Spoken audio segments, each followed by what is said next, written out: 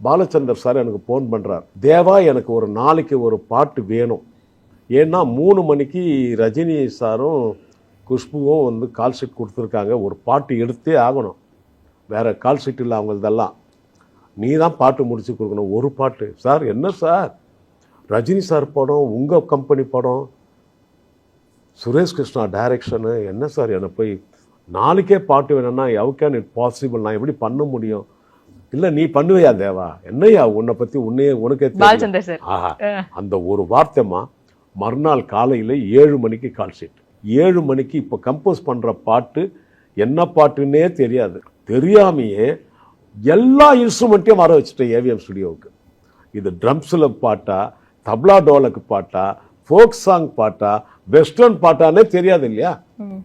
வந்து 7 மணிக்கு நான், வைரமு சார் அவர்கள், சுரேஷ் கிருஷ்ணா அவர்கள் எல்லாம் உட்கார்ந்து ஆர்கெஸ்ட்ராவுக்கு வெயிட் பண்ணுறாங்க. 7 to 1 கால் ஷீட்டு. 1 மணிக்கு பாலு சாரும் சித்ரா வந்து பாடிட்டு 2 மணிக்கு கொடுத்தாமிச்சிடணும் ஷூட்டிங்க்கு. 3 மணிக்கு 7 மணிக்கு உட்கார்ந்தேன். 7:10க்கு பாட்டு முடிச்சேன், கம்போசிங் முடிச்சிட்டேன். வெக்க கட்டி பறக்குதடி அண்ணாமலை சைக்கிளும் முடிச்சிட்டேன்.